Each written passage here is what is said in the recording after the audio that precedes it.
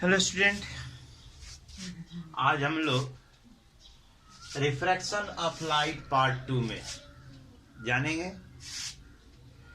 कि रिफ्रैक्शन की घटना क्यों होती है। पिछली बार हम लोगों ने देखा था, पिछले वीडियो में हमने आप लोगों को रिफ्रैक्शन के बारे में बताया था। माध्यम optically denser, optically rare medium किसे कहते हैं, ठीक है ना, उसके बारे में बताया था। सेपरेटिंग प्लेन क्या होता है, इंसिडेंट रे है ना, नॉर्मल, रिफ्रैक्टेड रे किसे कहते हैं, ये सारी चीजें कल हम पिछले में हम लोगों ने चर्चा किया था। इस बार हम लोग चर्चा करेंगे cause of refraction. Cause of refraction,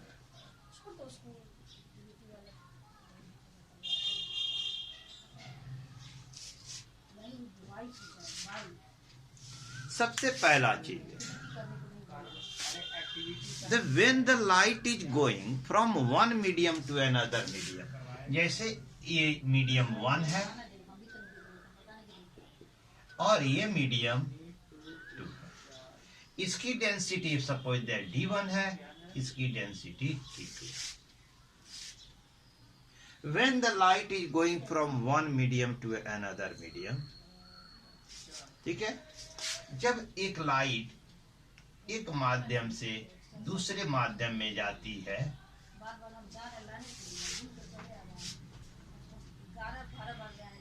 तो यह जो है अपने पथ से भटकती है। क्यों? कि डेंसिटी में परिवर्तन हो जाता है। डेंसिटी तो आप जानते हैं मास पर यूनिट वॉल्यूम, ठीक है। तो यानी मास पर यूनिट वॉल्यूम यानी कि लाइट के मार्ग में ऑब्स्ट्रक्शन ज्यादा मिलता है। डेंसिटी ज्यादा है तो ऑब्स्ट्रक्शन ज्यादा होती है, डेंसिटी कम है तो लाइट के रास्ते में ऑब्स्ट्रक्शन कम होता है। ऑब्स्ट्रक्शन जब ज्यादा होगा तो क्या होगा, वेलोसिटी ऑफ लाइट क्या हो जाएगी, डिक्रीज कर जाएगी।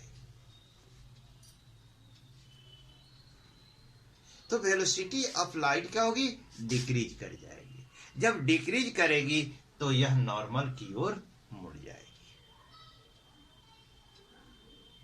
When the obstruction is less in the way of the light, that is the density is less, then the speed of light increase. Light की स्पीड क्या होती है, इंक्रीज कर जाती है। जब लाइट की स्पीड इंक्रीज करती है तो it bend away from the normal, यानी यह नॉर्मल से दूर हट जाती है। So this is the reason first the change in the, पहला हम कह सकते हैं, पहला चेंज इन है ना density of medium.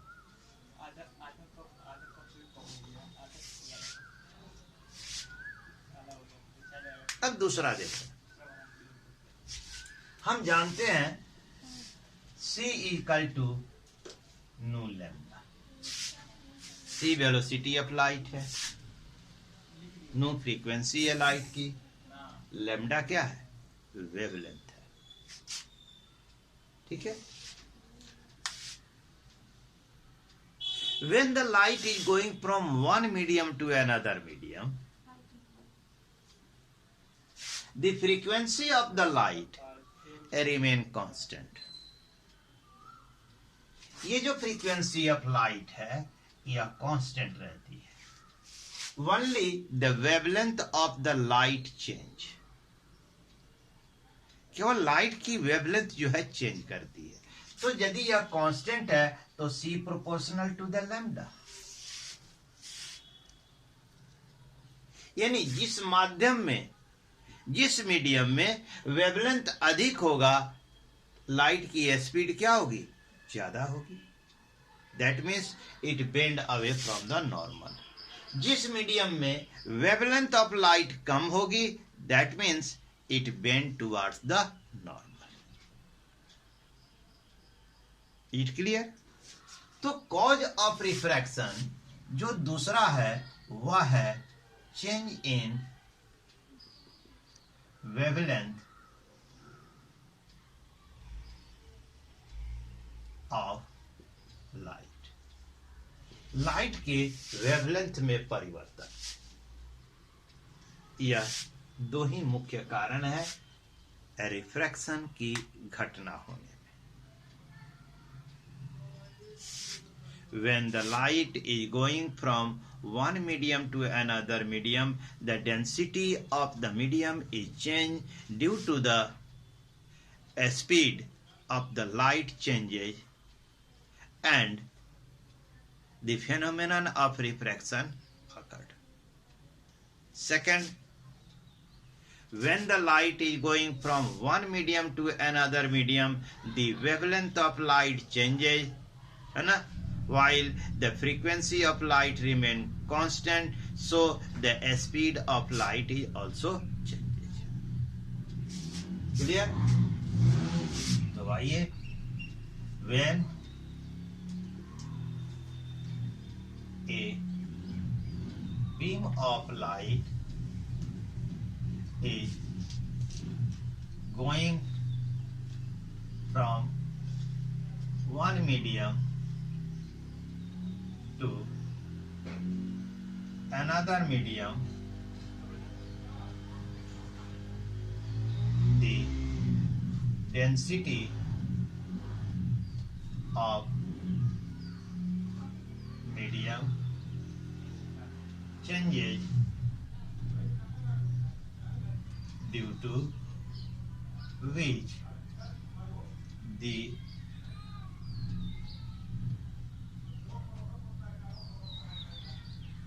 phenomenon of refraction occur. ठीक है। दूसरा देखें, when the beam of light is going from one medium to another medium, the wavelength of light changes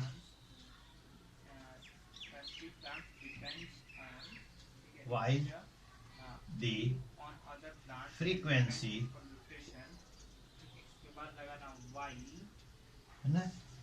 remain constant,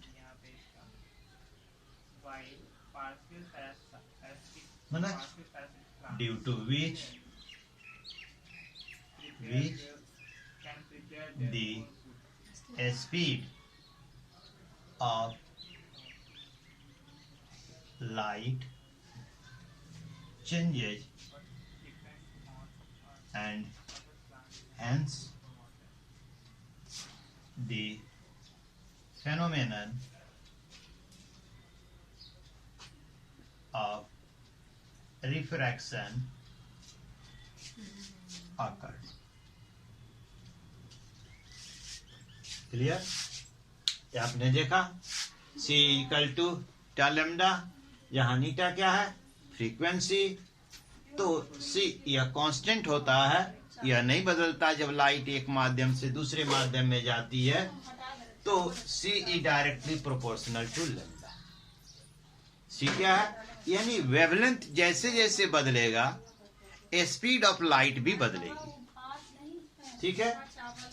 तो मीडियम जो है ना, एक माध्यम से दूसरे माध्यम में जब जाती है तो वेवलेंथ में परिवर्तन होता है, जिसके कारण स्पीड, लाइट की जो स्पीड है वह बदल जाती है और रिफ्रैक्शन की घटना होती है। अब देखते हैं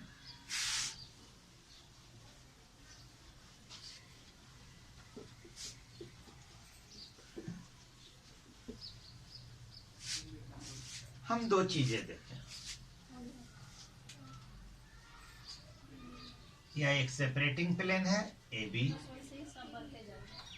ठीक है। यह जो है आपका पी क्यू एक रे है और यह मीडियम 1 है जिसकी डेंसिटी D1, ठीक है।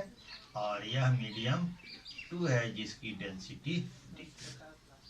इस पर हमने एक नॉर्मल डाला इंसिडेंट पॉइंट पर और ये ऐसे, यह mn हो गया, यह QR, ठीक है ना। If the light is going from optically rare medium to optically denser medium, then the refracted ray bend towards the normal, ठीक है ना। यह केस है when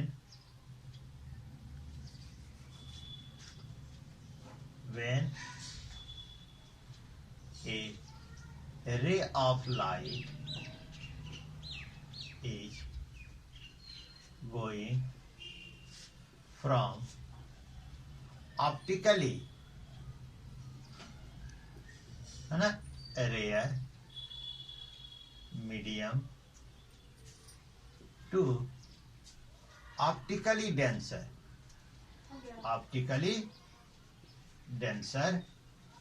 medium, then a refracted ray bend towards normal। यहां देखें तो D1 is less than D। In this case, the angle of incidence, this is the angle of incidence denoted by I, and this is the angle of refraction denoted by a small r, है ना। In this case, angle of incidence always be greater than angle of refraction।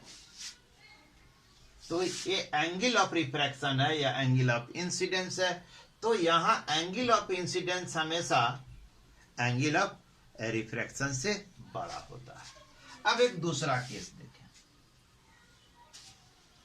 This is the separating plane A B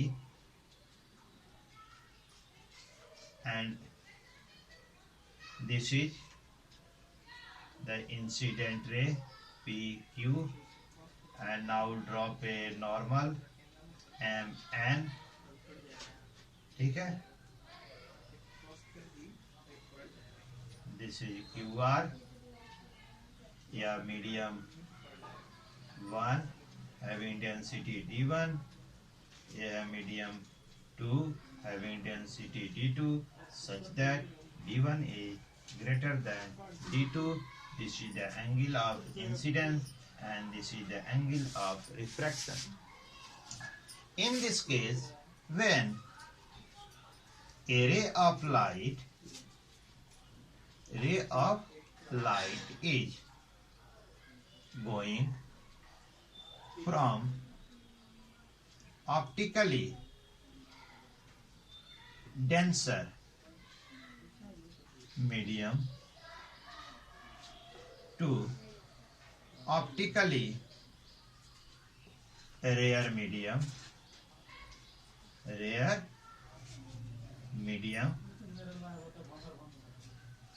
then refracted ray bend away from the normal। यानी denser medium से यदि rare medium में जाती है, optically denser, it may be anything, water और glass, air और water, ठीक है। तो यहां देखें तो वाटर की डेंस, यदि हम इसे वाटर मान लें, है ना, और इसे एयर मान लें, तो वाटर की डेंसिटी एयर से अधिक होती है। तो हायर डेंसिटी से लोअर डेंसिटी में जाती है तो रिफ्रैक्टेड रे नॉर्मल से दूर हट जाती है. In this case the angle of incidence always be smaller than angle of refraction. यानी angle of incidence angle of refraction से छोटा होता है. ठीक है, यहां हमने देखा. ठीक है, अब जरा आए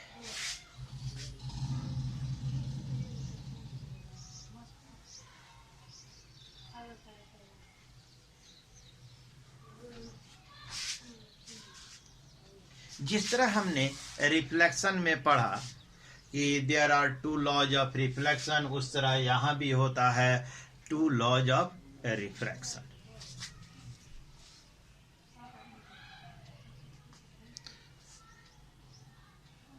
ठीक है, there are two laws of refraction. Laws of refraction.